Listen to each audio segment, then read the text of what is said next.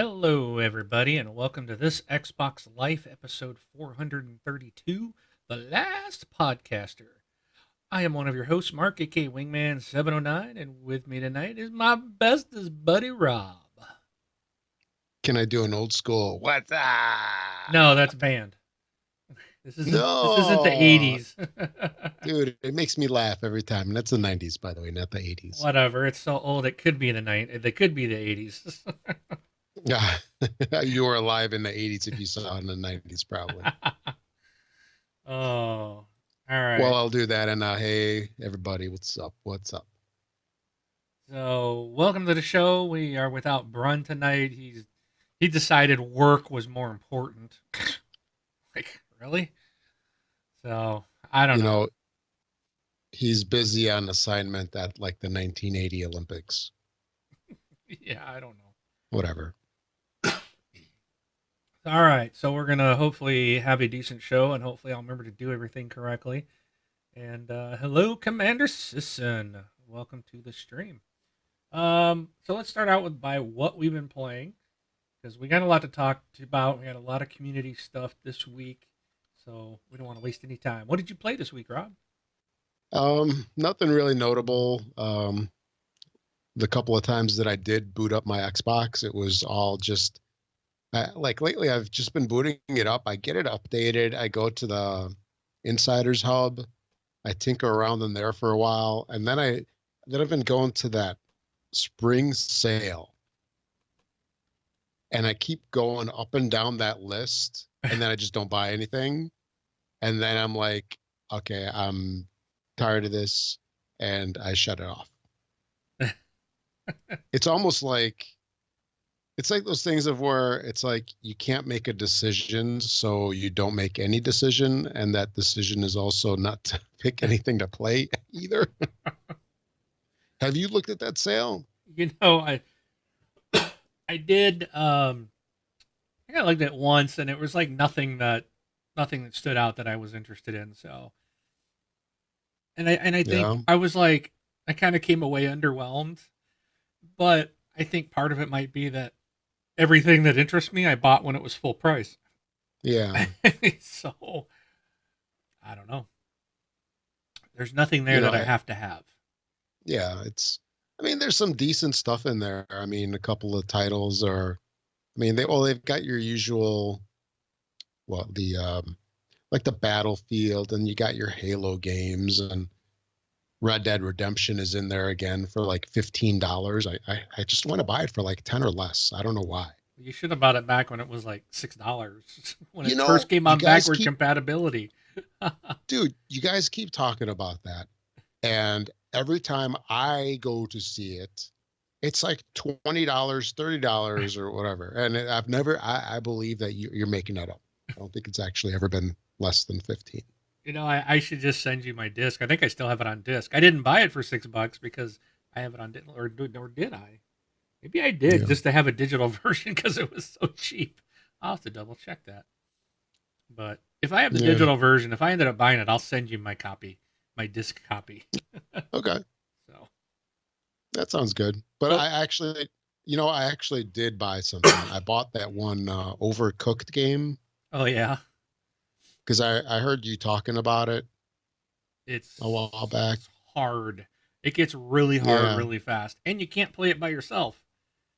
Yeah, it was, It's the but it was bummer. only like I think $3 or something. It was super cheap. Yeah, So, for 2, $3, yeah, I'll jump on it. But some of the other stuff that I was looking at, like like For Honor, that's discounted down to $47 or something. I'm like, what?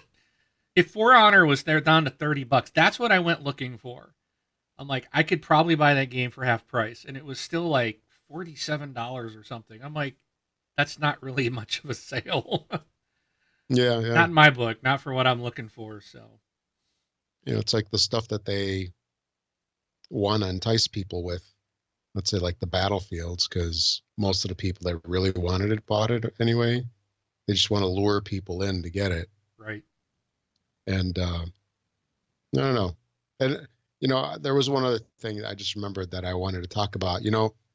These sales kind of irk me with something, and that's that. like, for example, I bought that one Batman game, or what's it called? The last one that just came out, where you're driving around in the car all the time. I'm sorry. Remember what it's called? What? Say that again. Batman. Was it Arkham Knight? Was that the one? Oh, the last. The last Batman game. I think you're right because it was Arkham Asylum, Arkham Yeah. City, Yeah, I think it's Arkham Knight. Arkham Well, Knight. whatever That the sounds last right. one was. Yeah, it immediately got discounted, so it must not have done too well. But I bought it when it was full price, and I started playing it, and then they have it on these sales where they have like the ultimate mega edition. It's like I don't Yeah. necessarily want to buy the whole thing again, but if there could be some kind of upgrade or something, like maybe 5-10 bucks to bump it up to like the super mega deluxe limited collectors, Megatron Transformer version or something, I don't know, Yeah. That. that'd be different. And the sale last year too, I guess I'm going off on a little rant here. The sale last year for Christmas, actually no, this would have been like not this recent Christmas, but the one before. Like I saw one of those Tomb Raider games. It was like Temple of Osiris maybe, or whatever that other one was, the Golden Light something something. Anyway, I bought this thing and it wasn't too bad. It was like $8. And then I get back into the list and then I see that it's like the like deluxe version of it for $2 more. Yeah. I was so pissed You got to that review that list fully before you make a purchase. exactly. And then the other thing that they do is the games that you bought, they don't show you the price for. It just says installed Yeah. or owned. Yep. So it's installed. I think if it's installed, it's owned if you didn't install, or if it's not installed currently, but you own it. It doesn't show you what the discount is. So I guess you can't be irked about how much they dump the price. Right. Yeah. If you go into like your account, like on the Microsoft, if you go onto their website and you go to like your actual Yeah, account, you can see the history of what you bought and what you paid for it. But that's where you'd have to go digging for it. So it's too much effort. it is. It's a lot of effort. Yeah. So I'm gonna do a test here. But You let me know if you hear me cough. Go ahead and keep talking. okay. Did you hear me cough? No, I didn't hear anything. Okay, good. Because I'm host, I wanted to make sure when I mute that it still does mute. Because sometimes when you're hosting, stuff gets kind of weird, and I've had it happen where it didn't mute before. So, all right, cool. So, did you play Well, anything else? so I didn't hear it. It doesn't mean it won't be in the recording. That's true. It's two different things. All right. Well, if I'm sure the So Twitch group will let me know if they're hearing me hack and cough. yeah. So when it comes to that sale though, I mean, I'm probably going to get like the last minute rush, like after we finish this show, because it ends tonight.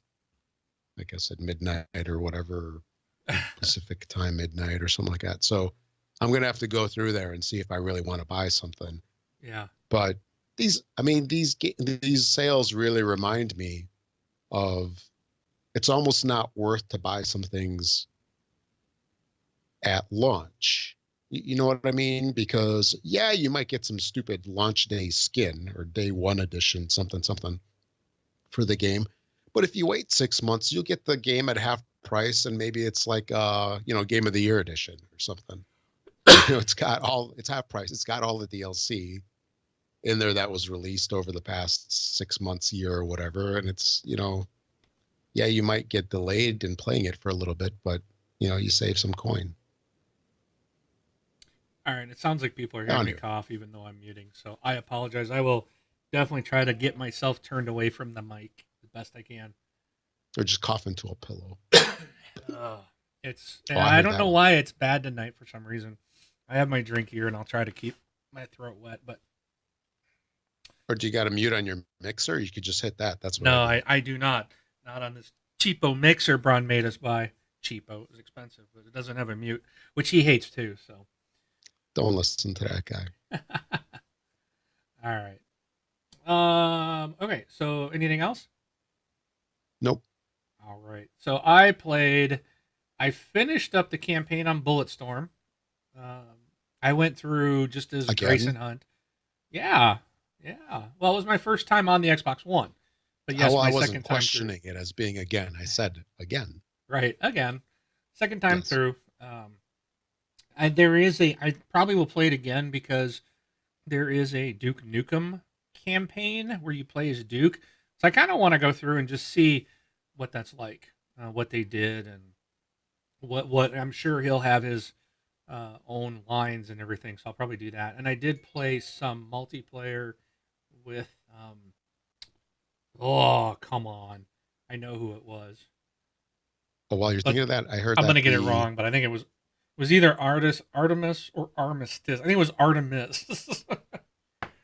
I'm gonna have to kick one of those guys off my friends list so I know who I'm playing with. uh, you were gonna say something? yeah the oh, what I forgot what I was gonna say now. So, anyways, Never mind. I did play some of like online. It's like a horde mode thing. We did some of that the other day. That's a lot of fun. Um, and if anyone's out there wants to play that, let me know because it's much better with four people. It's a lot of fun. You get some stuff going, but you got to play as a team. You got to pull off the team skill kills. So that's how you really get the points, and it does take that to advance. So, and then I also played some Mass Effect Andromeda. I'm still plucking away at this game. I've got like over 40 hours in it. It's this game is so weird. Now I listened to the Horrible Gamers. I'm like halfway through their show. They recorded Saturday. I was listening to them today, and Jesus Walks a Lot just loves this game, and I think Sean Imes Fuller does it from Horribly Awkward, and several of the guys I know, Brink of Eternity. They're all just like, this is the greatest game. They love it. I'm a huge fan of the original, and I still 40 hours into this game, I still can't get into it, which seems odd that I got that much time in it. But it's 40 hours of just like, why am I playing this? I'm just bored. It's like I'm only playing it because I feel like I have to because I loved the original, and I'm hoping this game grows on me. It's just not. I'm like more frustrated with it. Wow. It's just like, oh, I should go play something else. I've got Horizon Zero Dawn waiting for me. Um, I mean that's such a like an awful situation to be in. You know, it's like watching a TV series that you started and you don't want to give up on it, but you're miserable the entire time. Lost. You're Exactly. lost with Lost. No, do you remember the TV series Lost? It was awesome out the gate, and then like around Yeah. season 4, they're just like, oh, we only intended it to be a couple seasons. Now they're making it stretch it out to 9. And it went so far off base. You're just like, Yeah. what's going on? Yeah, A- And then it has an ending where you just watch it and you're like, whatever. that was a waste of 90 seasons. Yeah. Um, Yeah. I don't know. I'm having a struggle with this. And this was interesting because I got this message that I'm going to play. Mr. Sean Fuller from Horribly Awkward, he did an interview with Danielle Rain, who she's the actress who voiced Vetra in the game Mass Effect Andromeda. And here's the message that was sent to me. See if I can get this to play. Hey, Mark. Mark Cox, I'm talking to you. This is Vetra Nix. I'm your gunner, initiative wrangler. Everything you need. I guarantee if you bring me along on your next mission, maybe bring my buddy Drac or maybe Jal, we'll show you a good time. We'll take care of you. We'll have your back. We'll get through this mission and we'll make you fall in love with Mass Effect Andromeda. Nice. Isn't that cool? Yeah. He posted that in our Facebook group the other day, and I was like, "That is awesome! That is so cool." So I was like, "I'm gonna go play right now," and I ended up playing Bulletstorm with Artemis I'm instead. gonna play But that now. well, I jumped on And to then you play, and played. then Artemis was like, "Hey, let's play Bulletstorm." And I was like, "Oh, I told him I'd play." Um, so I ended up not playing Mass Effect that night, but I did play, and I do take Vetra out with me on every mission. So I always go with Vetra and Cora Those are the two I take on every mission. So it was kind of cool that one of the people I take out, that the person that did the voice acting sent me that message. So Sean, thank you. That was pretty cool. He must have been talking to her about, oh, I got a buddy. It's just can't, telling her I couldn't get into the game, and I love the original series, and this one's just not doing it for me, and I don't know why, and I want it to, and I want to love it. Like Jesus is like, I'm scared. He said on the show this week that, oh, I had a dream that I finished the game. I woke up in cold sweat, and it was a nightmare, guys. I was afraid it was over, and I'm sitting here going, man, I wish this was over so I could just say I did Yeah. it. I'm on the complete opposite. I'm bored. I don't like the missions. I hate doing these vaults. I think it's just I feel like it's a wash, rinse, repeat. Even though each one's a little different, but I don't find those vaults like very interesting. They're so blah of an You'd environment. rather be a vault hunter In than, Borderlands, yes. yeah. And the planets, I'm on one now, and it's like this desert planet. No, I hate it. It's just like it's so blah to look at, and it's so just yeah. I can't get into this, and I'm so frustrated. And I want to go play other stuff, but I feel compelled that I got to finish this thing. But I have a feeling Yeah. this game's going to take me all summer to get through. It's going to be one of those I'm going to have to just do a little bit at a time, and I hate that I even say that because this was a game I was so excited for. Maybe Um, you need to give it some time and then come back to it. I might do that. Sony had a flash sale the other day, and I picked up the Uncharted collection. So it's Uncharted Okay. 1, 2, and 3. I got that for $8.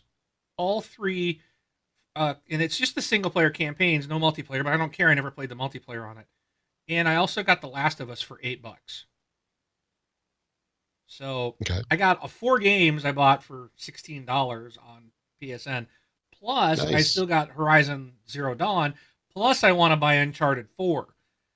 So Hey, there's wait, why are you spending all that money when you could have bought Battlefield 1 for $80 on the Xbox sale? because I said I'd never buy Battlefield, and I'm I holding to made up that. that price, by the way. And I don't need to buy it because it's available to me. So, and Hawk, oh, thank you, Hawk. Thank you. Hawk's got 52 and a half hours played so far, and he feels the same way. For him, it's the Yeah. characters. There's no character that I really like or care about like Garrus or Rex. Absolutely, Hawk. I couldn't agree with you more. Um, I carry, I take Vetra with me because Garrus was one of my favorites. Garrus was a Turian in the Mass Effect, and so I'm taking Vetra because Vetra is a Turian as well. So it's kind of like, okay, you're kind of like my Garrus. I have to have my Turian with me, and then Cora's just hot, so I got to have her with me, right? Yeah, so of um, course. I do like. I don't. I don't like Jaal at all. He's kind of annoying. I never take Liam with me. He's annoying. I think that's his name. And then I think the other person available is Drax, and I don't mind him as much, but he's not. Who's my Krogan from the original game? I can't remember. Was it Rex? Yeah, Rex.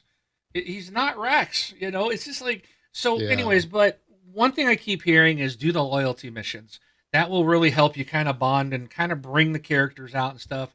But the thing is, I'm kind of so bored with this game. I'm skipping story. I'm just like hitting the X to skip all the dialogue, which I never did in the first 3 games. And I'm just You like, know, I I just want to yell get at my through it. son for that. Skipping the I'd dialogue. yell at you too. Oh, Yeah, yeah. because I'm Not bored. reading anything. I'm bored. But anyway, so I might. I'm just gonna work on it a little at a time, and as we go, I'll get through it. Hopefully before Christmas. So that's my goal. By the end of the year, Which year? this year. By the end of this year, I'll finish Mass Effect Andromeda. Dude, Scorpio's going to be out at the end of the year. It's just going to annihilate you. Maybe this game will You run won't better even on Scorpio too, because it you won't doesn't even run give so it a well. second chance. All right, so that's what I played. Enough of that. Again, shout out to Sean, horribly awkward podcast. Thank you for the message from Vetra. That was cool. I just put a big grin on my face. I don't think that's awesome. I appreciate that, buddy. All right, I guess I better pull up our thing because I'm not even paying attention. I didn't. I'm not flipping the signs again. So here we go. We did that. So next, You can support the show by going to thisxboxlife.com/Patreon. You can become a patron of the show by donating a set amount that you determine each and every month of the show. Just another way to support us. A big shout out. I can't remember if we did this last week. I apologize, but I wanted to make sure. A big shout out to Brian Stanley, our newest patron. Thank you very much for your support. And Brian, reach out because my memory, if my memory's correct, I'm pretty sure it is. You hit the tier, we want to get you on the show. So you donated enough to get a spot as a guest host. So reach out to us, contact at thisxboxlife.com, and with a good email, we can reach you out and we will set up a time to get you on an upcoming show. If you want to do a one-time donation, you can do that at thisxboxlife.com/donate. And that's a one-time thing. Again, we appreciate all the donations. They all go to support the show. Definitely. So next, we are going to jump into our topics, and there's a lot of Star Wars. And I got to start out by saying one thing. Yeah. I'm going to spoil Star Wars The Last Jedi, which is episode 8, comes out this December. I just want to let y'all know, if you haven't figured it out, Luke Skywalker's going to die. He's a zombie. No, he's not a zombie, but the title is The Last Jedi. So if him and Rey are the only two right now, and Rey is the new star of the series, obviously they're not going to kill her off. That means Luke's out. This will be his last one. So I would just say, plan on it, people. I already see people post on Facebook, there's no way I'm going to watch this movie. I can't handle seeing Luke Skywalker die. Did you watch the trailer? Yes, I did. Okay. Movie looks good. I mean, obviously it's going to be great. I'm going to be there, hopefully day one again. So I will be buying my ticket. I'll be probably sitting up 2, 3, 4 hours fighting the internet, trying to get my order to go through again. So, are you going to get your day one edition skin for going to a Fandango or something? Your real life skin? Yeah. After I get that, then I'll look like Luke Skywalker. So, but anyways, there was a tremendous amount of news on the Star Wars Battlefront 2. So there's a whole bunch of articles here. So we're gonna now. Did this all coincide? Because I know there was a thing in Orlando that I don't know if you remember our buddy Jay. Yes. From back in the day. Yeah, he went down there for that. Sorry. Big shindig in Orlando, that celebration or something. The Star Wars celebration. It ran for I don't know how many days. Yeah. So, is this the 40th anniversary or something, or is that why? Or is that coming up? I think this is the 40th year, I believe. Yeah. The 40th anniversary of Star Wars. Right. So, because it came out in '77. So, oh yeah, that's right. So. I actually did see it in the theater when I was a Utes. A Ute? A Utes. A Utes. All right. So what I want to do, there was a lot of information. So what I want us to do, Rob, is if you've got the stuff pulled up, we're gonna go down article by article and try to kind of go through these, share kind of our thoughts. I'm gonna read some of this, not everything. Sure. But I want to make sure we can kind of share some of the info. So first off, EA has announced Star Wars Battlefront 2 will be released worldwide on PS4, Xbox One, and PC on November 17th, and pre-orders are now available, which I made a comment in our Facebook group the other day. I'm like, don't you think it's a little early to pre-order a game that doesn't come out until November 17th? I mean, you can order it right now on your Xbox. I think it's a little early. I think that's 7 months. Yeah, I think I can wait. I'm not gonna get any. Why give them my money now? But I think on the Xbox, pre-order on the Xbox. What if they run out? Well, that's what if true. they run out of copies? That's true. We might want to get them in now. They can only make so many digital copies, right? Yeah, they only have so many bits. Yeah, exactly. Otherwise, they have to get a dump truck to deliver some more. So the thing is, if you do pre-order it, I'm pretty sure through the Xbox, you don't get billed until 30 days prior. So you can pre-order it, and then I think it's at the 30-day prior to it releasing. That's when Microsoft bills you. I believe that's how it works. Don't quote me on it. Don't come crying to me if you get billed $60 today when you pre-ordered it. So you run that risk. But I think they don't bill you until a few weeks prior. But November 17th. So, and it will have a campaign, which this campaign is going to take place in the 30-year period between the end of Return of the Jedi and The Force Awakens. So the campaign is going to kind of fill in that gap. The story is going to follow a protagonist, Iden Versio. I don't know if I'm saying that right. Who leads an elite Imperial unit called Inferno Squad. That already sounds awesome. And players will get a chance to play as well-known characters like Luke Skywalker and Kylo Ren during the campaign. I'm not buying that name. I mean, that name does not fit like what I know of the Star Wars universe. What? That's more like a Clancy thing. What, Inferno Squad? Yeah, I think that sounds cool, man. it does, but it Inferno doesn't sound like Squad. Star Wars. Come on, Stormtroopers. I mean, that's cool. Yeah, whatever. Whatever. Yeah. Let's see. So, according to the campaign, EA, the campaign is developed by former Ubisoft Toronto head Jade Raymond, Raymond's Motive Studio. So, Jade, if you guys remember, Jade Raymond is famous for the Assassin's Creed line. That's a woman, isn't it? Yes. Oh, yeah, I remember her. Yeah, she was used to come out and talk about Assassin's Creed. That's kind of think that's where I recall her first really. I don't know what she's done before that. I'm sure she's done some work, but that's what I know her from is Assassin's Creed. And they did so the new character's been created in close partnership with the group at Lucasfilm.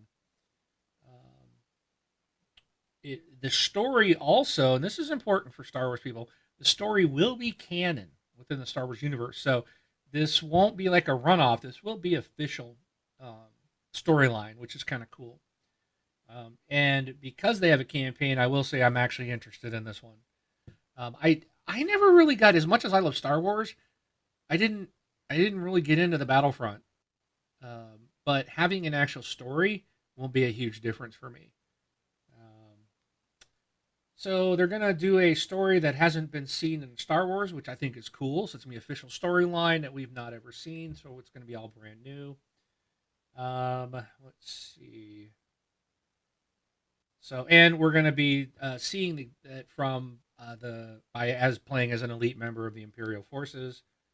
So we're gonna get to see like what the battles from the other viewpoint. So I think that's kind of cool. Yeah. The multiplayer will have several playable heroes, including Rey, Luke, Yoda, and Darth Maul, baby. I will have to play the multiplayer just because Darth Maul is a playable character. He is my favorite character. Kills me they killed him off in one movie. He was the best. The modes are going to support up to 40 players. Maps announced so far include Yavin 4, Mos Eisley, and Star Killer Base. Space battles are going to return as well. And it sounds like, let's see if this was it. It will offer a high stakes dogfights.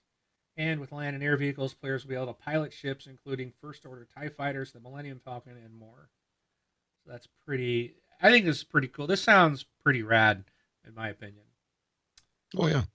An Elite Trooper Deluxe Edition will be available for pre-order, including upgrades to all trooper classes and access to the game 3 days early on November 14th. Well, I guess there you go. So you might want to get it pre-orders in now, so you can play it on the 14th.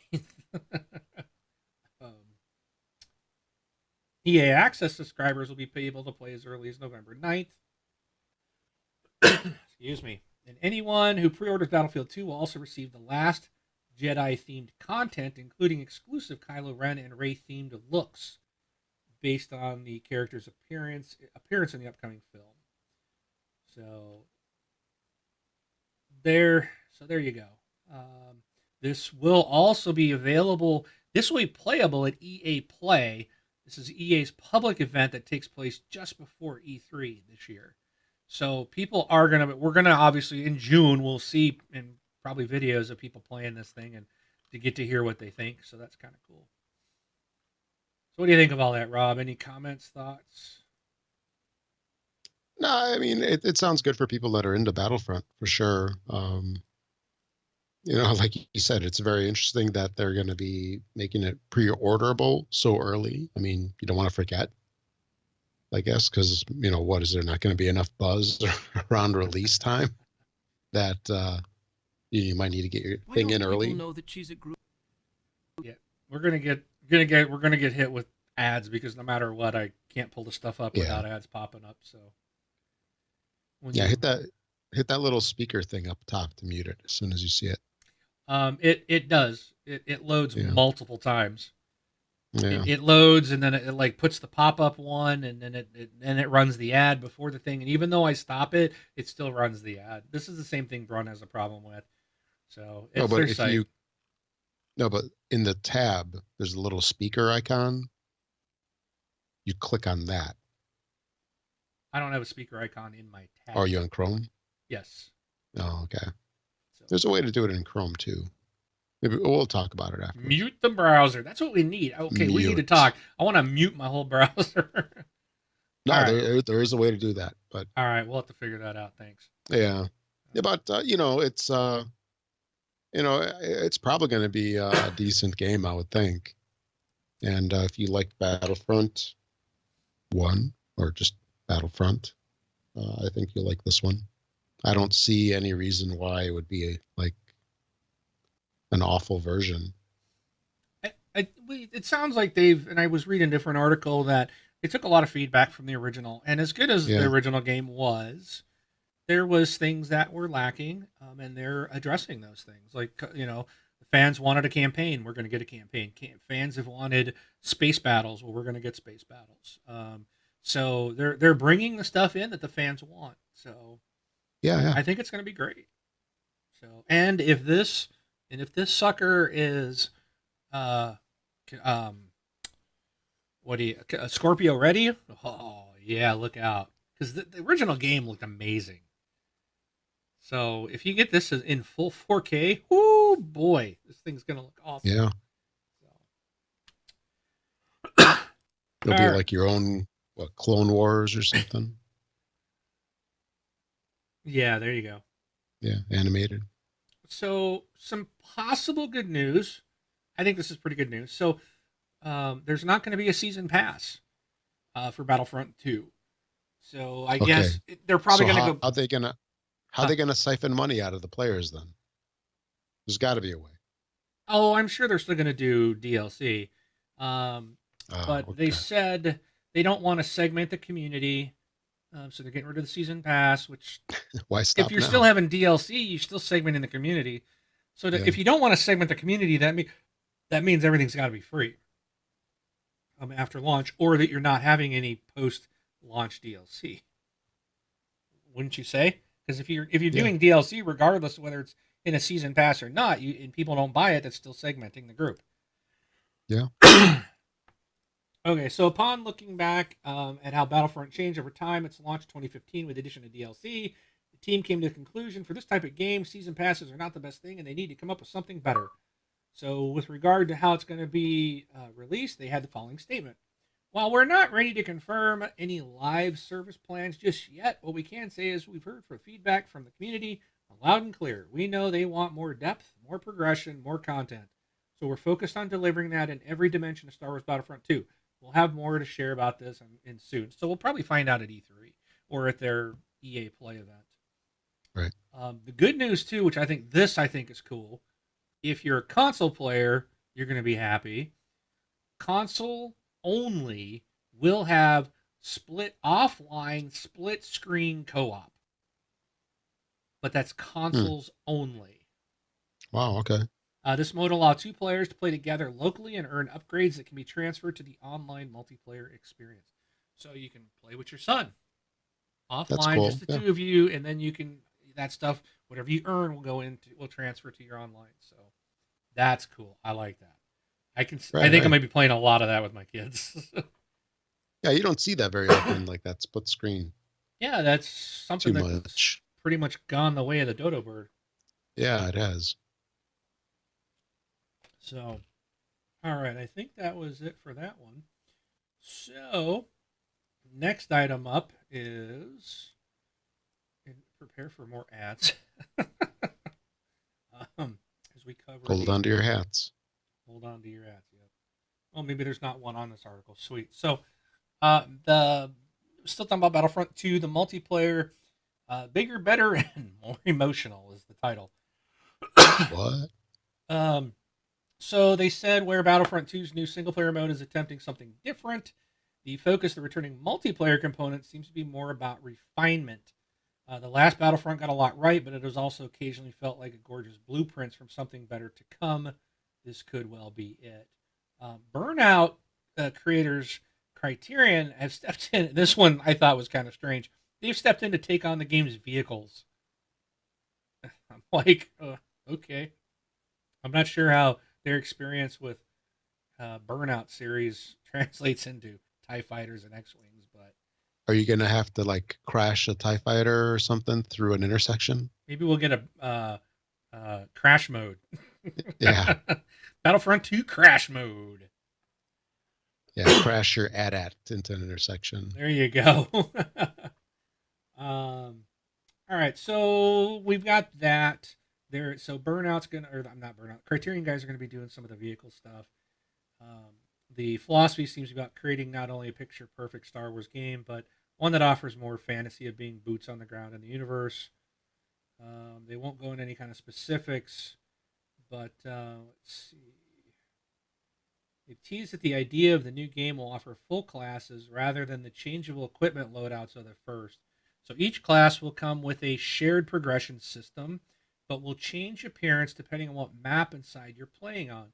For instance, the prequel's battle droids and First Order troopers look very different, but are the same class with your chosen upgrades. That progression system seemingly designed to let you feel as though you're molding a character as you play, helping you get more attached as well as fit your playstyle. So there's a couple of things that to look forward to. One of the most dogged criticisms of the first game was it rarely made you feel like you earned its biggest rewards. Accessing gadgets, vehicles, and um, unstoppable heroes via floating holographic coins might have made things a little smoother. No more TIE Fire bun fights as whole teams tried to climb into one cockpit. Um, but it was hardly satisfying. The fact that collecting those power ups is mostly a matter of good luck at the expense of other players, and that those moments could end pretty suddenly only compounded the issue. So they said, executive producer summarized the problem as it was brief experience for the lucky few. Blah blah blah. So they're gonna work some things out to improve on those. So far, the heroes that we know of are Rey, Kylo Ren, Darth Maul, Yoda, Luke Skywalker, and the new single-player anti-hero, Iden. So there you go. That's kind of some of the stuff we know about the multiplayer. Good. Now, the last thing I have is on this. Whoops. What is that doing? That's Oh, you not. know, Criterion should stop working on this game and give us another Burnout game. I don't think that's going to happen. Yeah. Got to give up on that dream. So, all right. So I do want to go through this one a little bit. So let's see. The single player obviously was announced. It was one obvious piece missing from the original game, or 2015's Battlefront. Let's see. The campaign was co-written by Walt Williams, who wrote the highly acclaimed Spec Ops: The Line. Is set right after the Death Star 2 explodes and ends around the time that Starkiller Base does. A story ambitious spanning almost 30 years. So we talked about that 30-year point. The point, according to contributing developer Motive, is to bridge the gap between the original trilogy and the current films, exploring what happens to an empire without an emperor. To do that, they decided to let players become the Empire, specifically in the shape of an elite Imperial commander called Iden Versio. Though there will also be segments that have you control Luke Skywalker and Kylo Ren. The narrative intends to humanize the Empire in ways we haven't seen before, giving us a glimpse in the world of seemingly likable, genuine character who actually believes that the Death Star is a good thing. Iden isn't intended to be completely without her criticisms of the Empire, but she is supposed to be one of its nobler heroes, not among the obviously deceptive ranks of the Sith. Um, so that's interesting. So we're gonna Yeah. basically play the good guy for the bad guys. You know, you're on the Empire side, but I mean, if you think about any kind of war, any kind of situation in the world, you know, like Rob, you know, you and I, we're both live in the United States. So we always think of us as the good guys, but people in other countries don't. You know, they think of us as Sure. the evil in the world. You know, they probably view us as the empire, and we view ourselves as the rebellion. So, you know, it's kind of Well, like, you and I, we are the good well, guys. true. Out the country's a different matter. That's up for debate. We're not. No, we are the country's the good. No, but Yeah. it'll be neat because I mean, a lot of people I think don't really kind of look at it that way, like from the other viewpoint. So yeah, the people that are working for the empire, like what was it? Was it Hawks or the dude that was like flipping in the last? I'm gonna get my movies wrong. So, anyways, episode 7, The Force Awakens, dude, the dude that was like built that Death Starkiller base and was given that almost Nazi like lecture when they first fired that thing off. I mean, that dude was fully like, man, he's behind the Empire. He believes what they're doing is right, you know? Yep. Oh And yeah.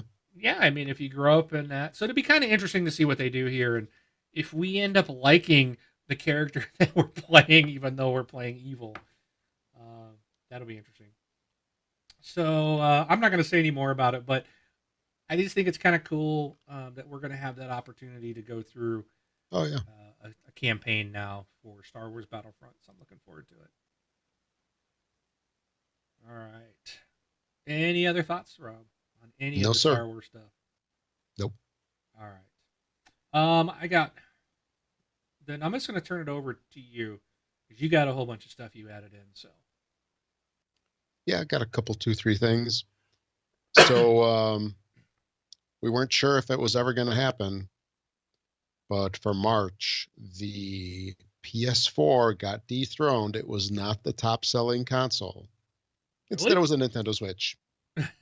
Oh, good point. I didn't even. I forgot about that. I was like, Xbox did it? Really? No. Nope. So another wah wah wah wah for, So now we're in for third place, Microsoft. right? Yeah, we dropped to 3.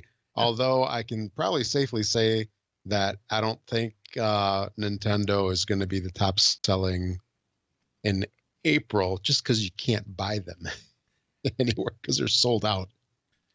Did you hear that they canceled the mini? Nintendo's no longer making the mini, which just came out right before Christmas. The what?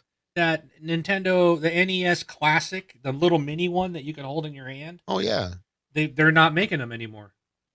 How come? Well, They've just canceled production of it.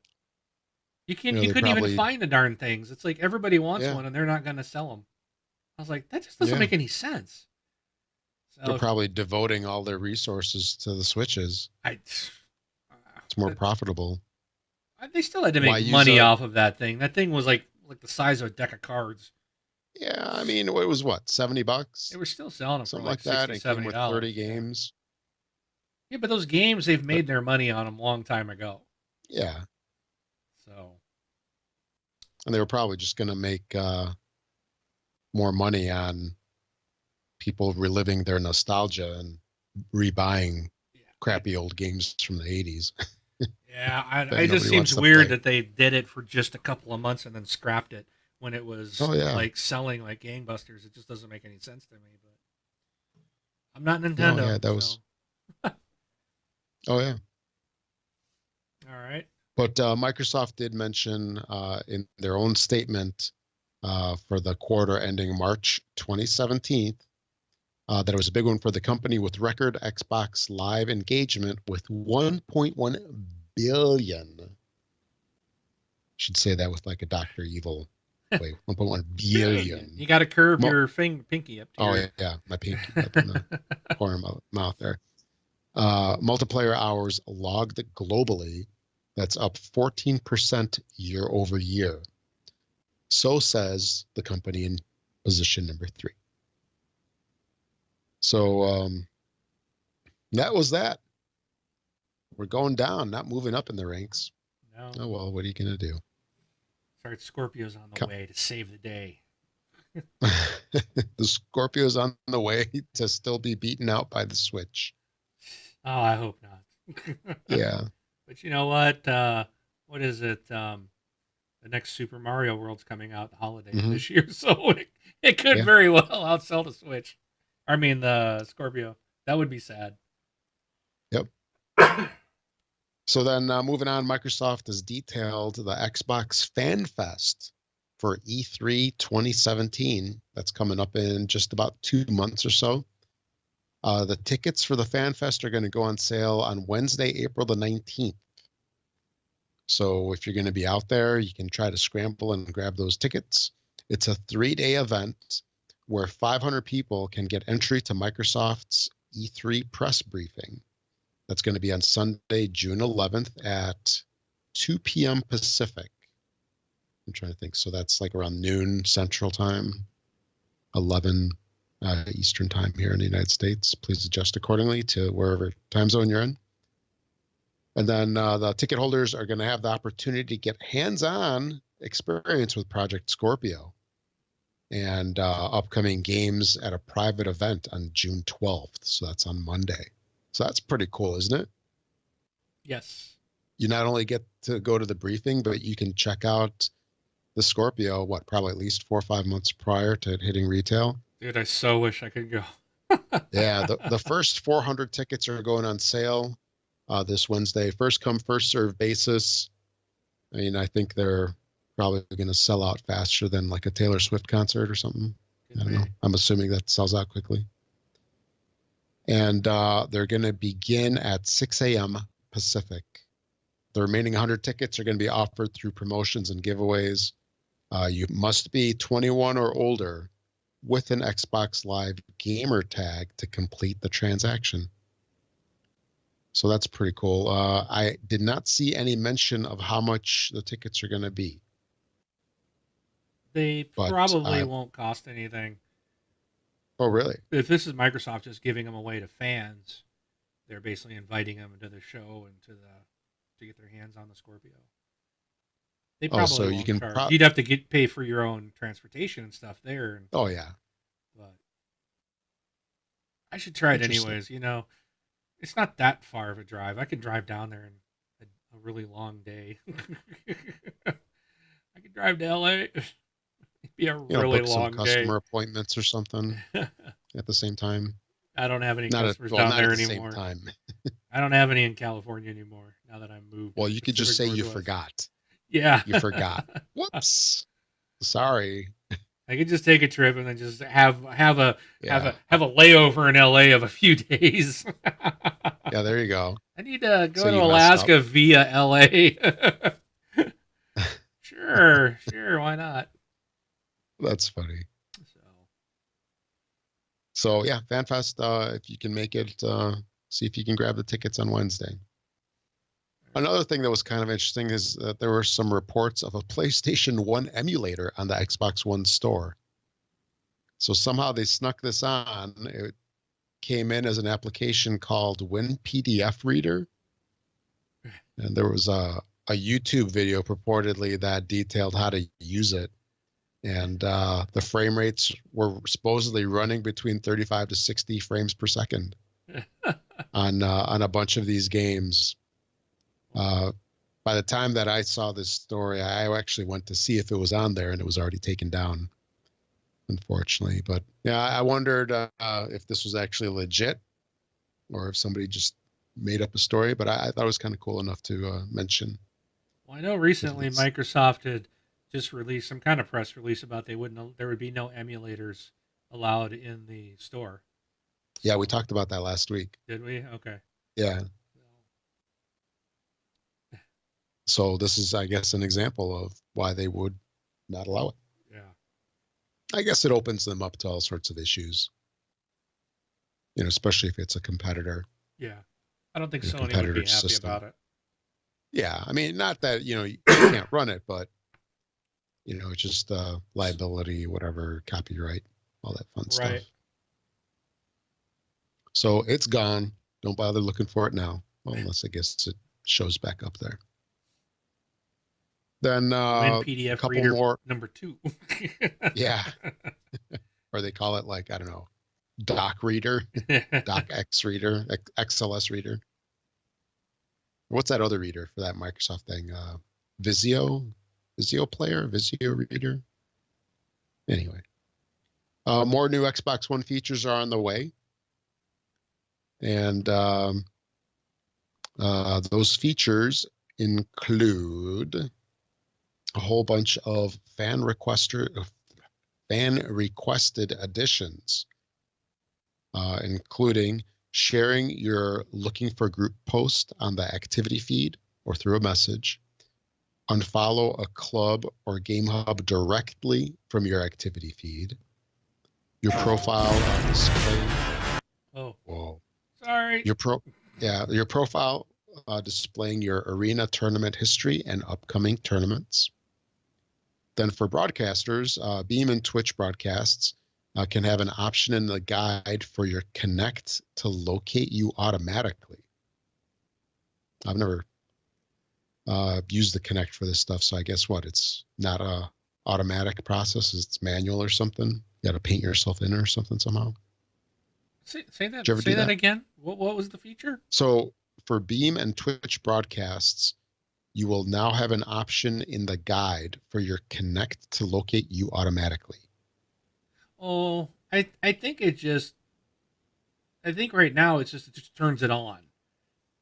Okay. So whatever's in front of the camera is what's on view. So I do know the Connect, at least 2.0, the current Connect on the Xbox One, like if you're doing Skype or something and you move in the room, the camera will move and Mm-hmm. follow you. So maybe they're adding that type of technology into the Beam so that if you're, Yeah. maybe it'll, because like I sit in a chair. I mean, you think about it, like if I'm beaming from my Xbox, I'm sitting above, I'm not sitting right here at the desk. Like, you see me very well in the video.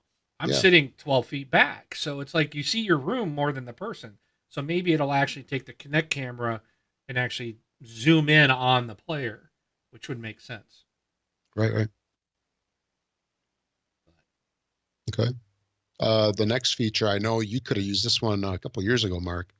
Captive portal support for wireless internet is coming, which is going to allow Wi-Fi authentication through a browser. That's great for hotels, Oh, yes. public Wi-Fi, Starbucks, About friggin' your time. employer. Yeah, Major Nelson must be tired of carrying his Xbox and never being able to play because the hotel wireless. exactly. He finally complained to the right person and they're fixing it. Yeah. And then you can filter posts on your activity feed on the Xbox app for iOS and Android. And lastly, on the Xbox app for Windows 10, they're going to be adding an option to select the audio input and output sources for party chat. Interesting. So there's no date for any of this stuff. It's just coming at some point, but it is on its way, I saw which is something pretty earlier cool. today about a party, like the overlay of you could overlay your party so it would show you who was talking. You know how like Yeah, you get your as a party achievement chat tracker? overlay. Oh, okay, you did say that one. Sorry. Um, no, it wasn't in the list that I read, but it is part of it. Okay. That's weird. I don't know. I mean, So especially if you had like 8 people, you'd have their names overlaid and you could see who's talking, but I wouldn't like that yeah, because it would be so over your game.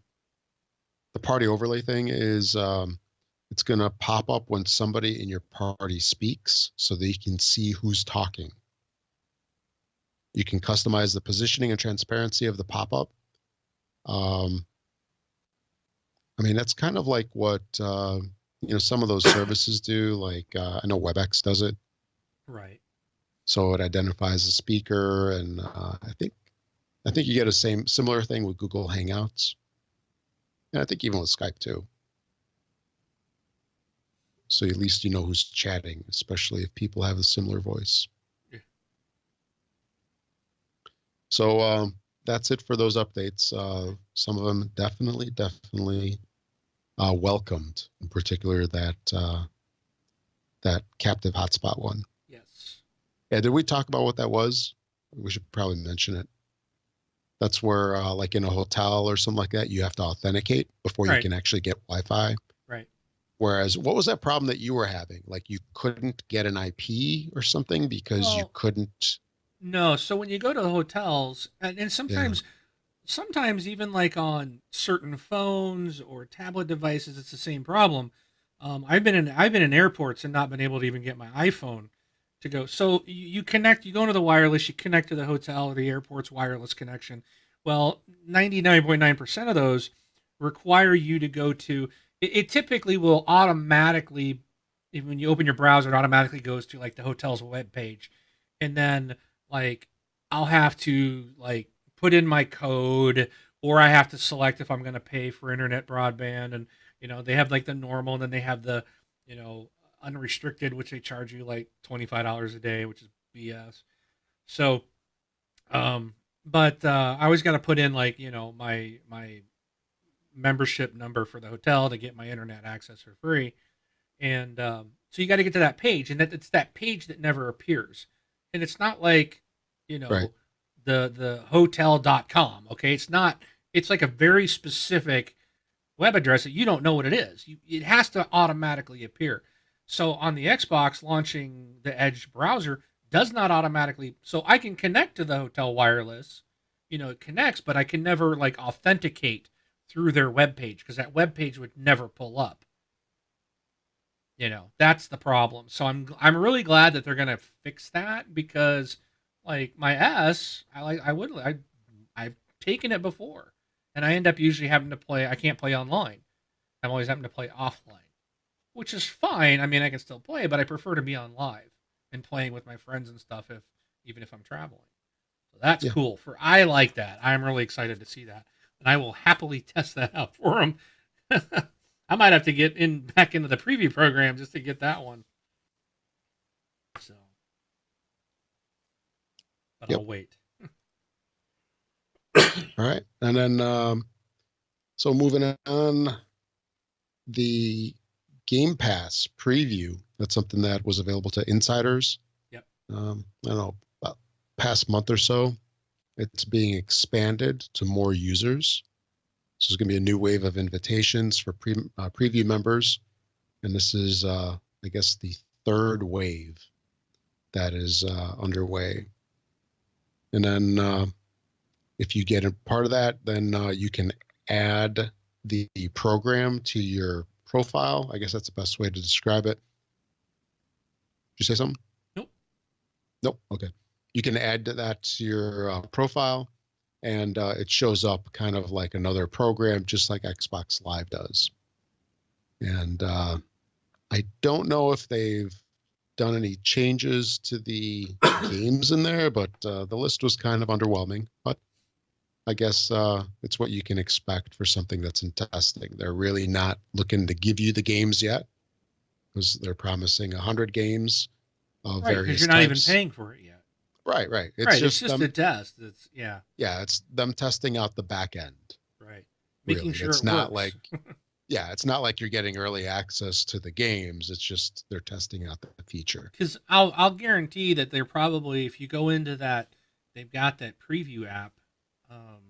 They probably have tasks for people to go into the Game Pass, install a game, and then probably like remove one, or there's probably something set up to say, okay, take me out of Game Pass. I'm no longer a member, and see if you can play the games, and stuff like that. Yeah, yeah, because in the initial Game Pass thing that they had, a couple weeks back, I mean, they wanted you to like scroll through, see how easy it was to view the games Yeah. and such. And I mean, it was just basically like a store view, really, of just a whole bunch of old games. But yeah, a new wave going out of those. Next up, we have refunds. Refunds in the Xbox Store. So this came out, what, about a week ago, I think, Yeah. or thereabouts. So Microsoft is gonna offer digital refunds in the Xbox and the Windows Store as well. So they do have a couple of little things to note in the policy. So the games and apps are eligible for self-service refunds within 14 days of purchase if you have less than 2 hours of playtime across all accounts. DLC, season passes, and add-ons are not eligible. The game or app must be downloaded and launched before requesting a self-service refund. That says you must wait at least 1 day after the game or game's app release before requesting a self-service refund. Certain Windows 10 apps may not be eligible, and Microsoft reserves the right to block access for users who abuse the refunds. So I think this kind of goes in line with, other policies that we see on the mobile platforms and on Steam and such. And I guess it's pretty cool they did it. I'm really surprised that it's 14 days. Yeah, And because that's there's a lot of games you can complete, in a day or two. And I know there's people who've already been talking like, oh, do you get to keep your achievements? I can beat a campaign in 8 hours. Can I buy the game, play the campaign in 1 day, and then go ask for a refund, get my money back, and get to keep my achievement points? I would hope that they would take those away, strictly because people would do that. If you're, and this is the way I feel. If you don't like the game, if you truly want a refund because you don't like the game, then you don't need that on your gamer score history. You know, I would want it removed, and they should remove it. They should take all those points back. And I also think that they should look at it, and if they go, oh, well, yeah, you're this is day 13, but guess what? We see you've completed the campaign that was 12 hours or 14 hours long. Guess what? You don't qualify for a refund. I think if you've played the game, they should look at it more of how much time have you put into it. Oh, you played 1 or 2 hours and you're requesting a refund, fine. But then the other thing comes up is like some of these indie games that are only 2 or 3 hours, they're throwing a fit because they're like, hey, you can't put a time limit on it because some of our games are so short.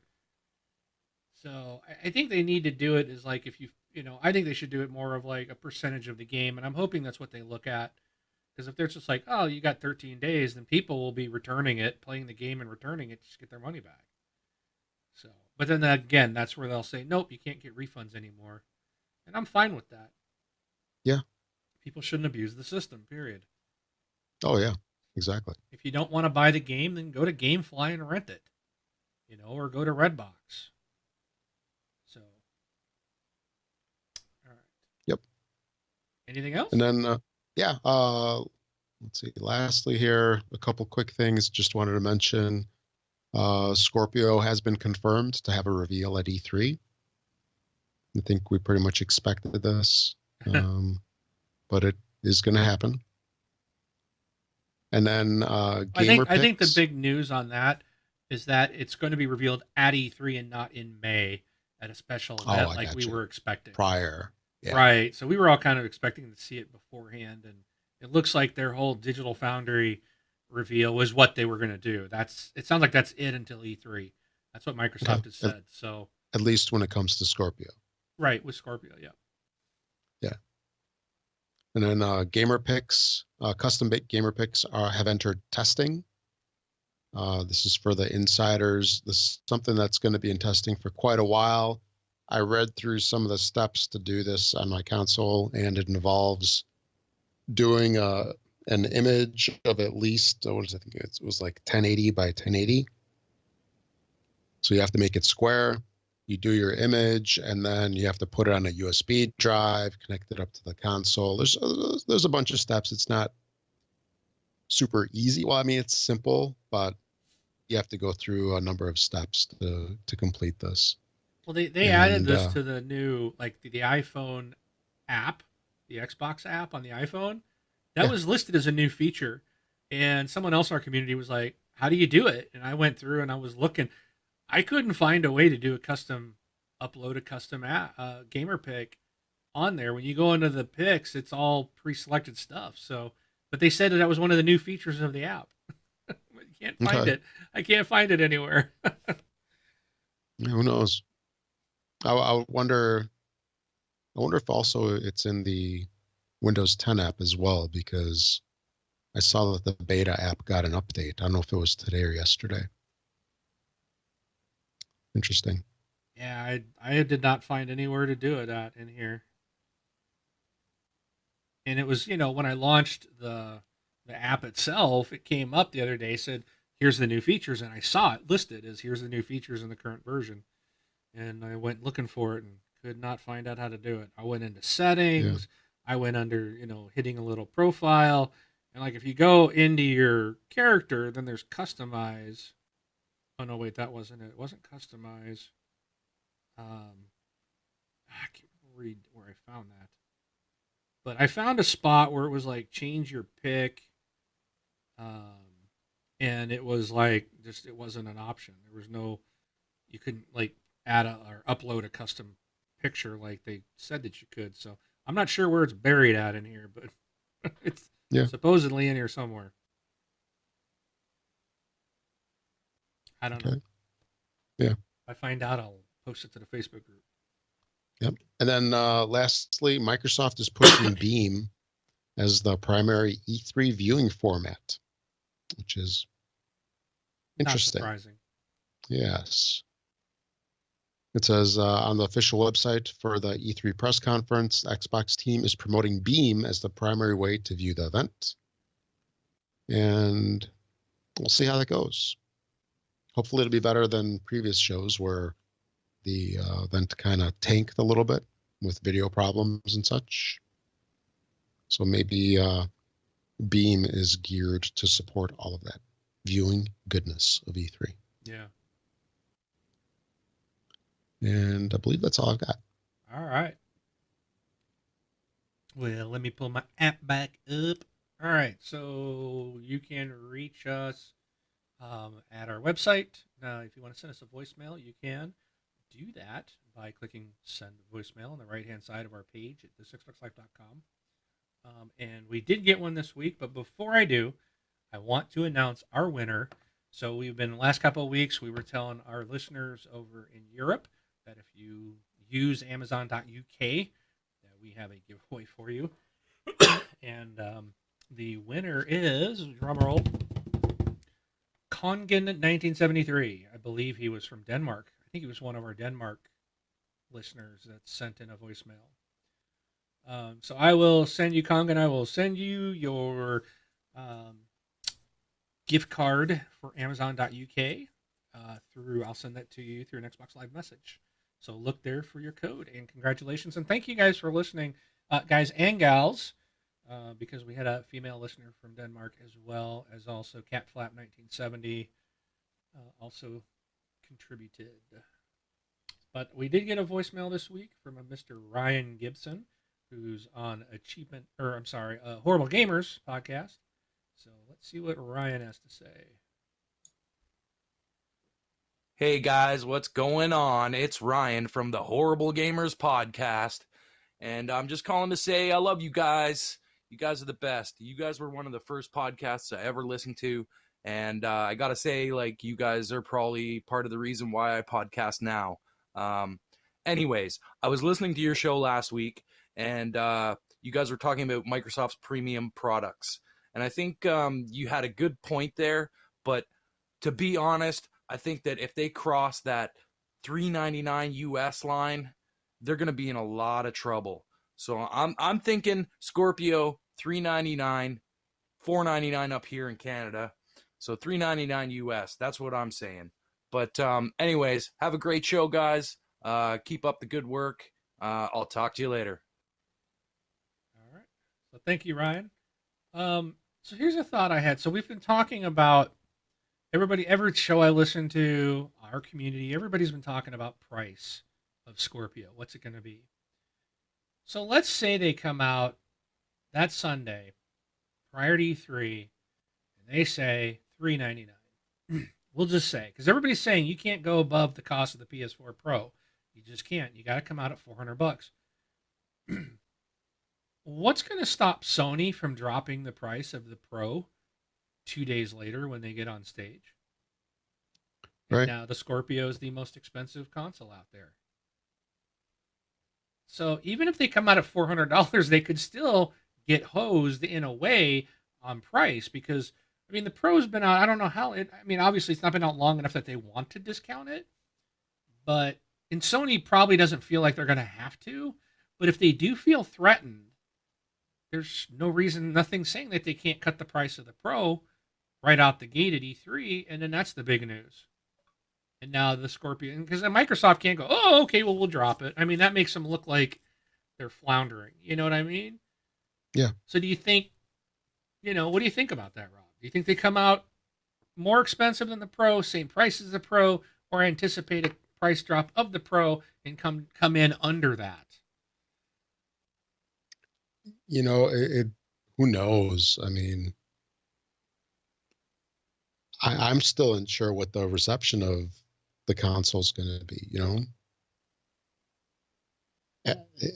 I have no idea. I can't even guess. I mean, I can see them coming out being more expensive. Okay, I can see that. It is a factually, hardware-wise, we've got the numbers from Digital Foundry. We know it's Right. better. It's a better piece of hardware than the Pro, right? But I mean, they did that bet with the Kinect and the $499 price tag. Yeah, but that's the a different TV thing, though. and it That was an flopped. add-on. That was an add-on to the console. So we're just comparing console to console. And I know they bundled that in and forced everybody to pay the upcharge, but I'm just saying. So Right. But they went, this is worth it. And this is kind of the same thing. It's right. Okay. it's basically the same thing. Okay. So let's look at these two: the PS4 Pro and the Scorpio. They're the top guys. They're the hottest pieces of equipment out there. Statistically, looking at the facts, the Scorpio is a better machine. It's a faster, stronger, whatever. It is performance-wise better than the Pro based on the numbers that we've seen. Okay, so it stands to reason on that it deserves a higher price than the PS4 Pro, correct? Yes. Okay, so I can see them doing that because logically it is a better machine. So why would you price it at the same price if it's better? When you price it, because see, here's the other flip side I think a lot of people don't realize. If they come out and they price it at the same price, then maybe the tagline of it being better, because then the consumer goes, well, these are the same. Because a lot of people aren't as informed as our community.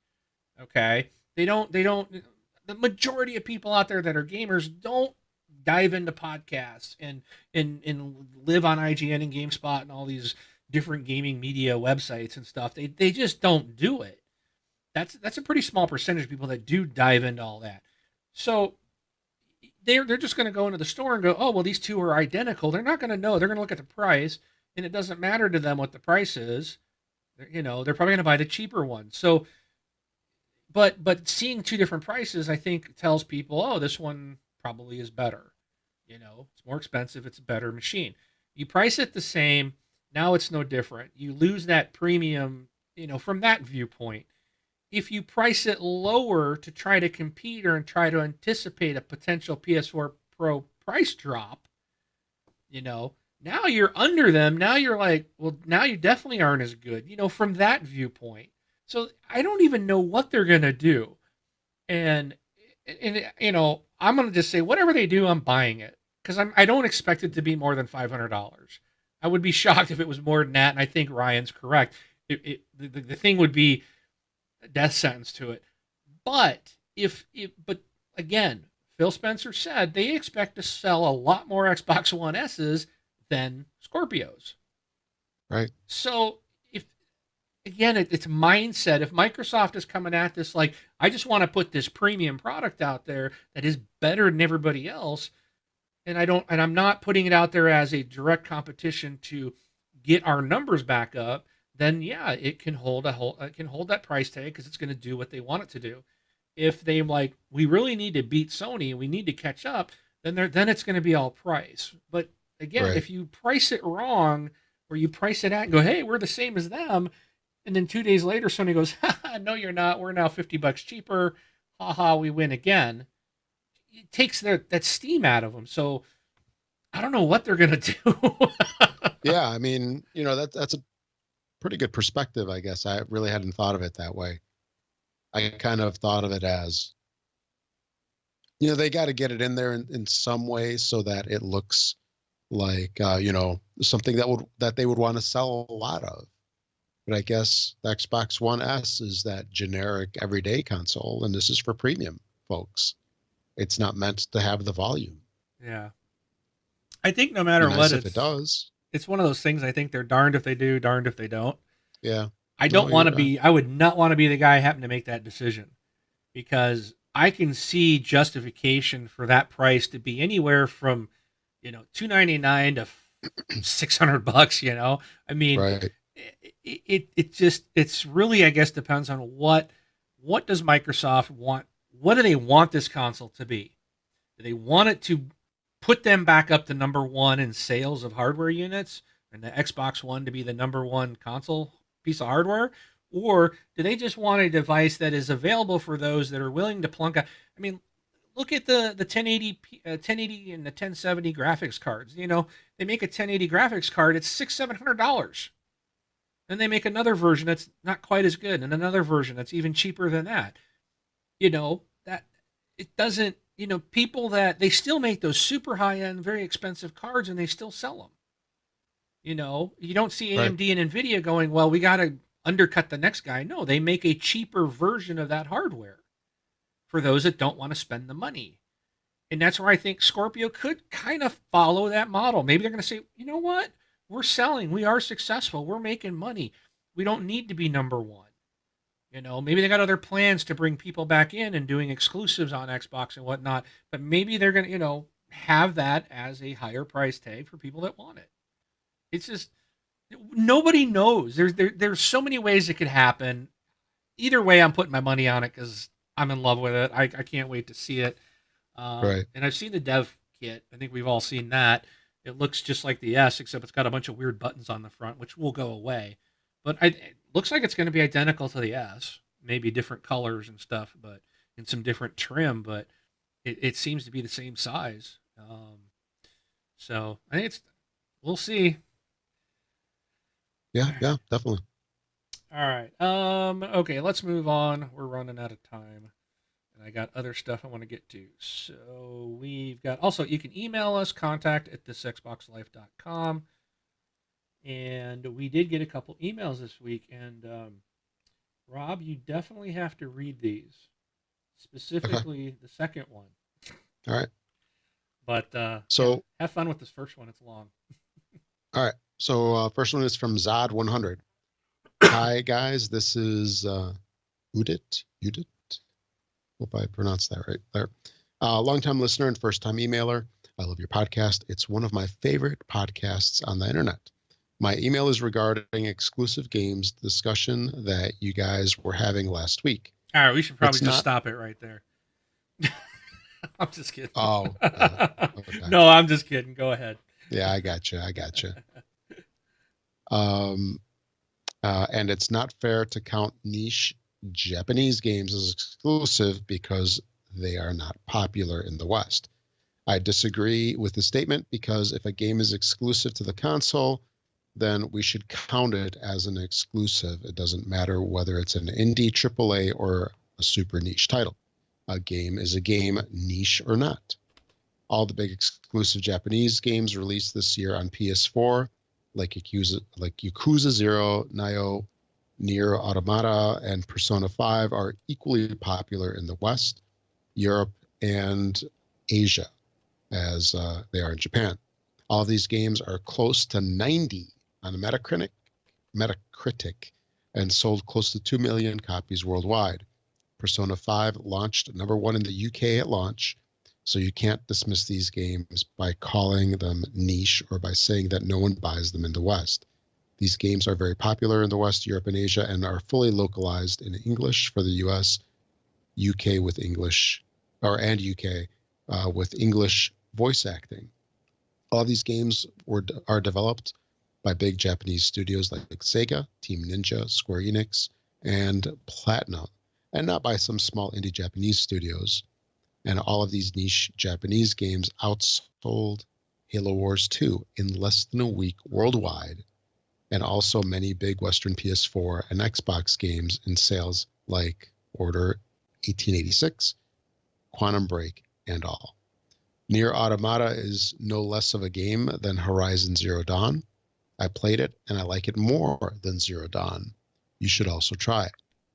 You can check sales and more details about these games yourself if you don't believe me. If Xbox is not popular in Japan or Japanese developers avoid making games for Xbox, then it's Microsoft's fault, in my opinion, and not the developers, because they have not made enough effort to release any exclusive games in Japan since the early 360 days. The last exclusive JRPG released in Japan by Microsoft was Lost Odyssey and Blue Dragon. That's it. How can you blame Japanese gamers for not supporting Xbox? If Sony can make games which are popular everywhere, both in the West and East, then why can't Microsoft do the same? Microsoft needs more first-party studios like Sony to create different types of games for all markets. If Sony and Xbox can do it, then why can't Microsoft? They just have If to Sony take and the risk. Nintendo, if Sony and Nintendo can do it. Oh, what did I say, Microsoft? You said if Sony and Xbox. Oh, okay. If Sony and Nintendo, sorry about that, can do it, then why can't Microsoft? They just have to take risk and forget about making profits with every single game. I love Xbox and will buy Scorpio day one, but we can't deny that Microsoft is lagging behind Sony when it comes to quality, 85 to 90% or 90 plus exclusives this generation. I have faith in Phil that he and his team will deliver quality games for Scorpio. That's all I have to say. Keep up the good work. Love the podcast. P.S. Sorry for the long email. Okay. So I do have a couple responses to him. Okay. And I appreciate his response. I mean, I absolutely no complaints about it. I really appreciate everything. I love when our listeners respond. No, and I mean, I'm really impressed with, how informed, he is with all of those JRPGs. I mean, it definitely seems like this, those games hit home for him.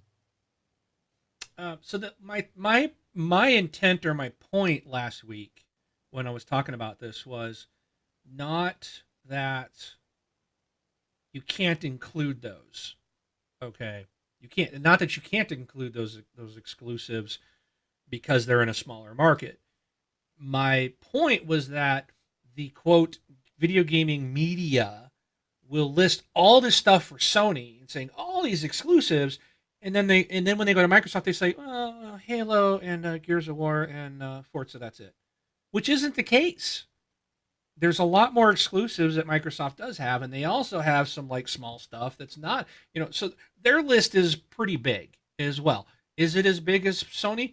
Probably not. I don't believe it is. I think the Sony one is bigger. But you can't say Microsoft only has 3 exclusives and Sony has 800. That's BS. That's wrong. And I think that these news outlets should be held accountable for their false stories. That's all I'm saying. That's what irritates me.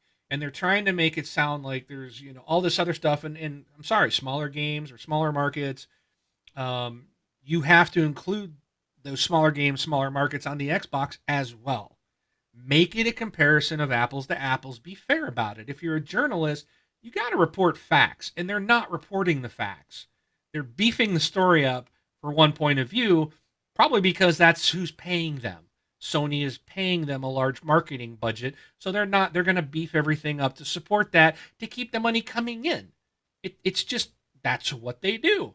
That's why the guys at Giant Bomb left GameSpot, because they were not allowed to accurately report an actual score on a game, because that game company was paying that company a bunch of money and wouldn't allow it. So they allowed the money to dictate what their review score was, and that's why these guys left. And that these people, so there's other outlets that are still doing that type of stuff. Just be fair is all I'm saying. Right. The other thing about it's Microsoft's fault, They should be, they should not be worried about profits. Well, no company's going to ignore profits. They Microsoft has to answer to the shareholders. Okay? And the shareholders want profit, period. They don't care about it. So that's the thing is I think a lot of people also forget about is, yeah, Phil Spencer might be a gamer and he's trying to do everything right. He still has to answer to the people that want profits. Everybody wants money. They want to get rich. They want to get richer. They want to make money. They're, rich people are rich because they don't give their money away, period. And that's again, I said that about people like, oh, well, people like saying, oh, they should cut the price of Scorpio. They could take the loss. They have a lot of money because they don't give it. They don't do everything at a loss. They have other stuff that they lose money on. A business doesn't go into business with the point of losing money. They won't be in business long, and it wouldn't take long for them to lose a lot of money on Xbox for the guys running Microsoft, like Satya Nadella, to say we're done. Xbox is out. We're losing money. Nadella doesn't care about Xbox. He doesn't care about the gamers. When he first came on board, he talked about getting rid of Xbox. So when you make comments, didn't he want to spin them off? He wanted to sell it off. He wanted to get rid of it. Yeah. He doesn't want it as part of Microsoft. So when the gamers who were saying, oh, they should just cut and take their losses, guess what? You could be putting the knife to your own throat for your favorite console. It has to be profitable or companies will drop it, period. You can't just take a loss. The last thing I wanted to say was regards to why can Sony and Nintendo make games in the East, but Microsoft can't? Sony and Nintendo are Japanese companies. Microsoft is a US-based company. Very different cultures. If you look at the sales of the 360 and you look at the sales of the PS1 in Japan, they're not buying it.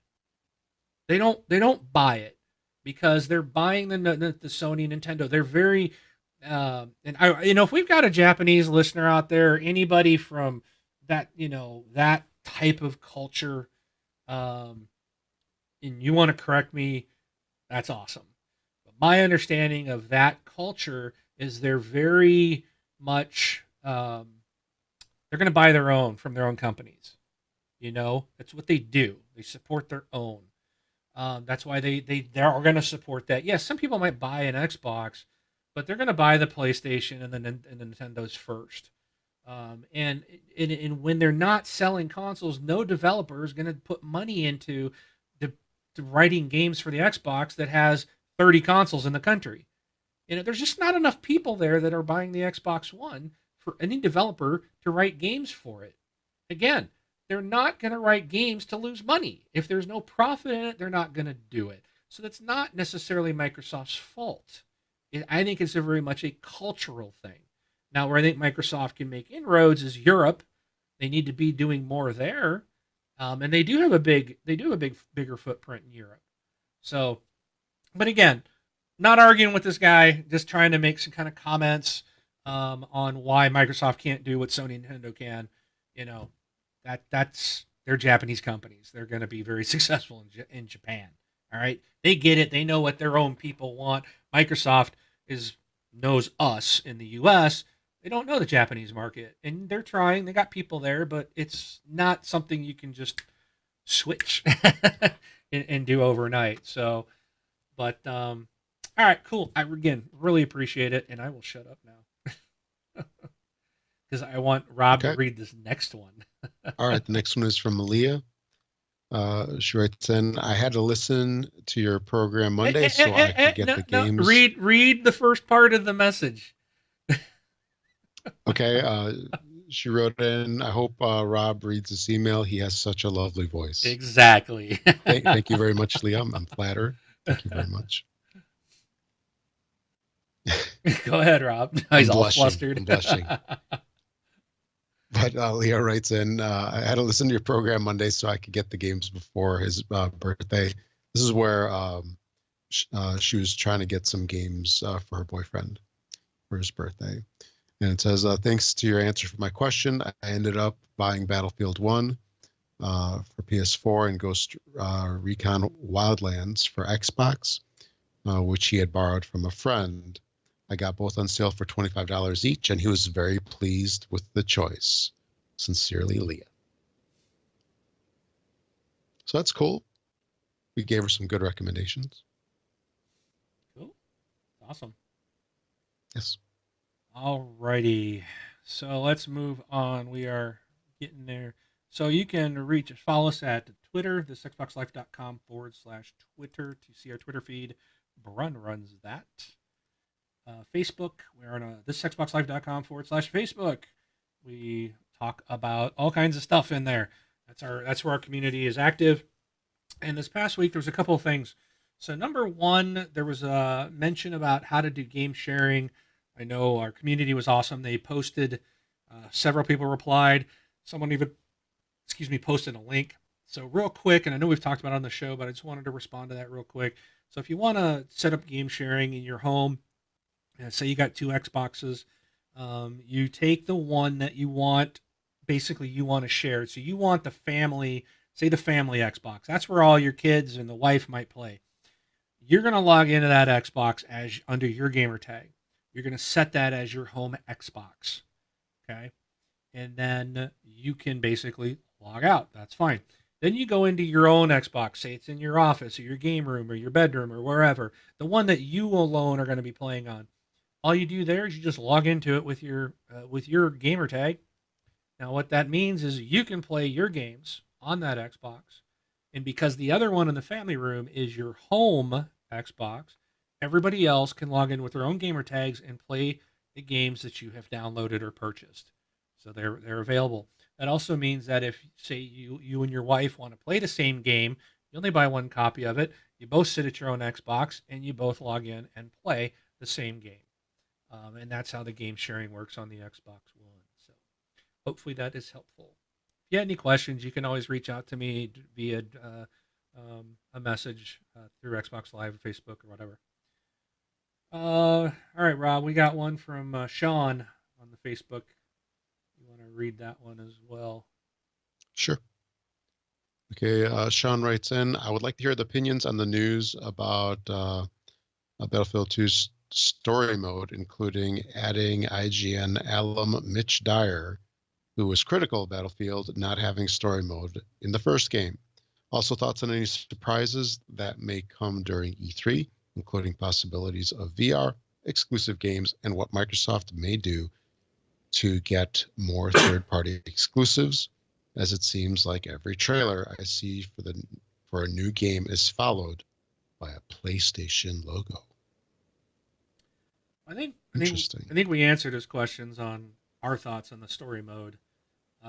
I agree with Mitch Dyer, who was critical of it not having one. That's what I wanted. I think had there been a story mode in the first Battlefront game, I would have probably dove more into the multiplayer. I did try some of the was it like survival mode or whatever, you could play that by yourself, but I really wanted just a campaign. So I think the campaign will draw me more into other parts of the game. So what surprises are we gonna have at E3 other than the price of Scorpio? Regardless of what it is, I think we'll all be surprised. What do you think's coming out? I think they're going to have another trailer for Below, and no release date yet. And Cuphead. And Cuphead, yeah. And yeah, Below was on the reveal back in May 2013, 4 years ago. Yeah. And that was what I think they called it, a roguelike game. It looked interesting. I wonder what's taking it so long, since they seem to develop AAA titles in less time. Yeah. I don't think we'll see VR stuff. I really don't think we will, and I don't really care. I'm fine with that. VR doesn't interest me. I think we'll get a release date for Crackdown. I'm going to predict that Crackdown 3 will come out August, September timeframe. That would be my guess. I can't see them releasing that in holiday. They got to do it early. Would be my thoughts. There was something else I had thought of. Oh, I think they're gonna announce original Xbox games backward compatibility. I think we'll see an original Xbox game library available for Xbox One. which would be really cool. So that's my out on the hanging it out there guess. Um, I wouldn't be surprised if they do have a little bit of VR stuff, but just conceptual, kind of like what they did with the HoloLens. no, there was that one game that they had where it somehow integrated with Kinect and you were supposedly holding a gun. You remember that? No. It's like you were holding like a rifle and then you did various things with your hands to like reload or to like switch stuff out. I don't think. I think they're going to get away from all that garbage. No, I I don't. I mean don't they are, expect but to I see mean it. they'll do something VR wise akin to that where it's going to be kind of like something that you could maybe do with VR, but who knows when we'll see it I think it'd or be how smart it'll actually work. to have some VR something for um, Scorpio. And I do recall that Todd Howard said, I think last year when they did that, but when they did that Scorpio reveal last year, they had like Todd Howard got on and made a comment about, doing real true VR. So maybe we'll Yeah. see like Fallout 4 VR version for Scorpio. Um, we might see something like that. I mean, that would be, I think, really good too, and that would be good because it does say, hey, Xbox has VR as well, and also if you could do like the Fallout 4, and that was an exclusive to Xbox, that would be really cool. That would be a big win for him, I think. I'd love to see a Sunset Overdrive 2 released, but I don't think we're going to see that. Um, I don't know what Yeah. else. There's a lot of games I'd love to see like come back, like Stranglehold and Syndicate. Would love to see Yeah. those come back, but that's just me dreaming. But Maybe the Scorpio is going to unleash a whole new wave of 4K definitive editions. So, you bought the original, you bought the definitive edition, and now there's a 4K definitive. yeah, so well, I think just seeing what, because supposedly the thing's going to upscale every game already in existence. That so all our games we already have that we bought for the last 3+ years will already upscale. And Yeah. I'm not sure how that's going to work or what, but I mean, the Pro just does upscaling. It's not true 4K for the Right. PS4 Pro. So, but I think one other thing I'm still going to hang out there is that I would love to see is, we've got the Game Pass. I want to see digital rentals. I'm going to say they're going to drop that on us. Digital rentals on Xbox One. They can do it. Yeah, that would be kind of neat. I'd I pay, mean, that's really no different. That's no different than what they're doing on the free-to-play weekends for some of right, these games. exactly. They're already doing it. Just give me Xbox Live Platinum. I pay instead of $60 a year, you pay $100 a year or whatever they want to charge you, or pay an extra $10, $20 a month. Whatever, I don't care. Make it separate, make it add on, and allow me to digitally rent games. And so many at a time, and I have to delete them if I want to digitally rent something else. I Well, what do think you think about renting a game for like a time period, like $15 a week?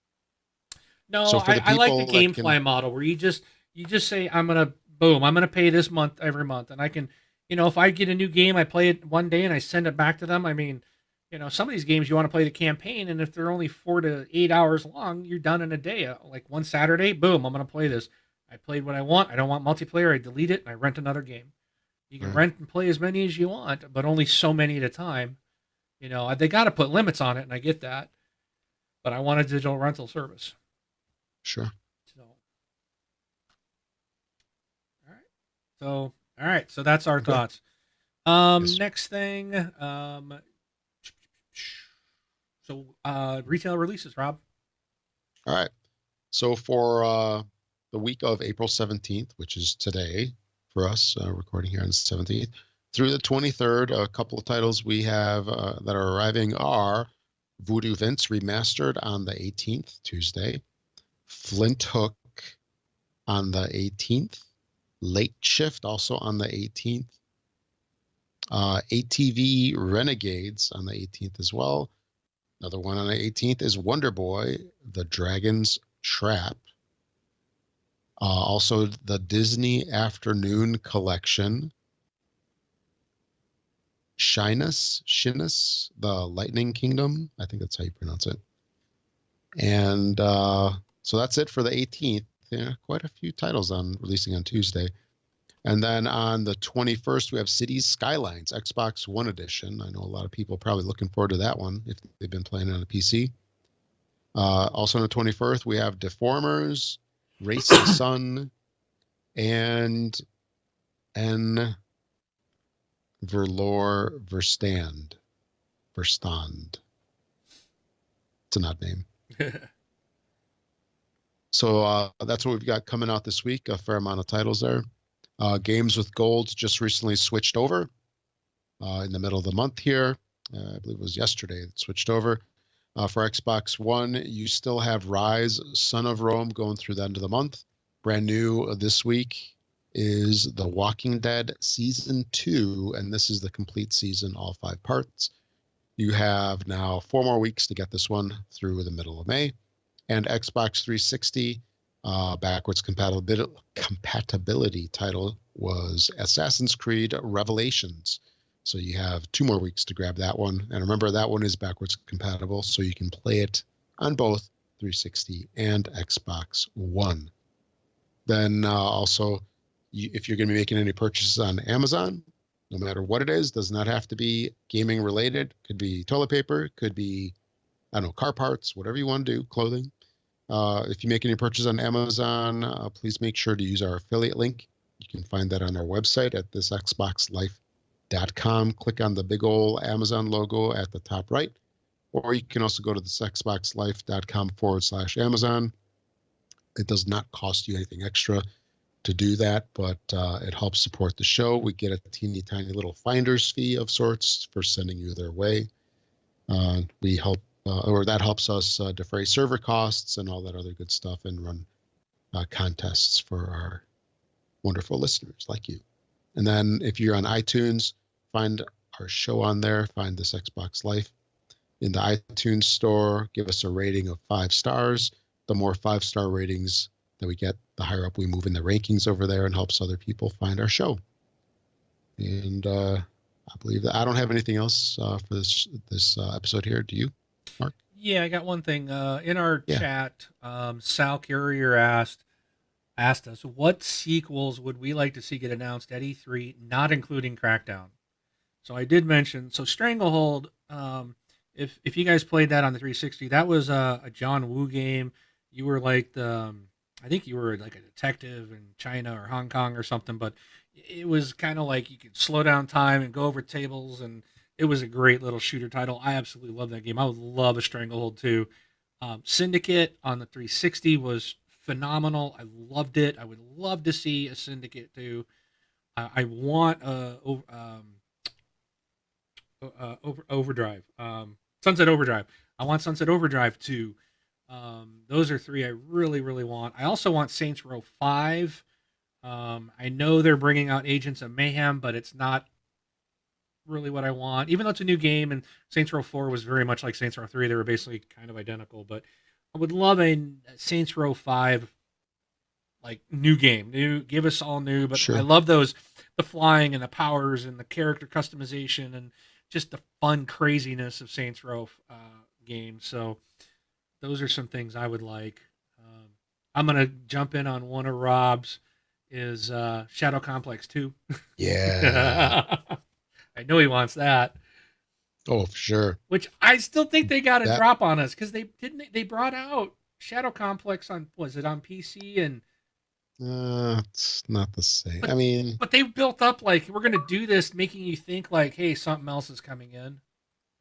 You know what I mean? Yeah. So I don't know. Anything else you want to see? Blur 2. Ooh, remember that racing game? Yep, that was fun. Blur 2. There was another one I was just thinking of. What the heck was it? Ori and the Blind Forest. The first one was amazing. Hard as heck, but great game.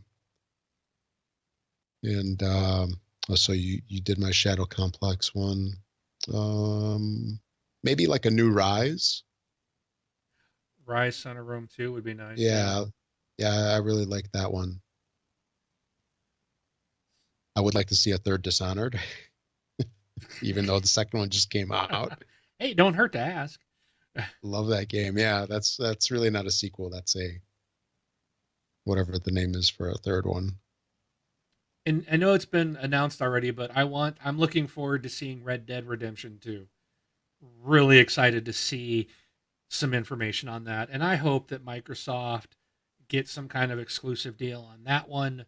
But regardless, I just want to see it in 4K and see what that thing's going to look like. I think it's going to be Oh yeah, amazing.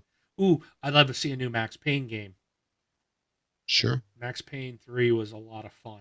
I would love to see another one. Um, I would be, and this will sound funny, Army of Two. I thought those were kind of fun games. I enjoyed those. I'd be down for a new one of those. So, but I'm sure there's a lot of other stuff I could think of that Oh yeah. I would love to see sequels to. But Diablo 4 would be nice. Oh yeah, yeah. Gosh, I would That's love another a good new one. Diablo game, man. That game I put a ton of time into. I still want to go back and play some more. Um, and no to that one, to the real Kevbo. Sorry. He said Destiny too. You'll find no Destiny fans on this show, unfortunately. Um, I don't know. Braun might break down and get it because he really liked it. He's just irritated about the fact that he paid full price for the game and still doesn't have all his promised content 2 years later. So, and I think that's a fair complaint. So, Yeah, yeah. but cool. All right, that was it. Do you have any other games, Braun or Rob? No, no. All right. Well, we appreciate everybody joining and watching. We're normally on Sunday night, 7 p.m. Pacific time. So check back next Sunday on Twitch, and we'll have the audio out to you guys here shortly, next day or two. And we appreciate it. So you guys have a great week. We'll see you on live. This is Mark, aka Wingman 709, taking off. And Rob, also known as Presar. Thanks for listening, everybody.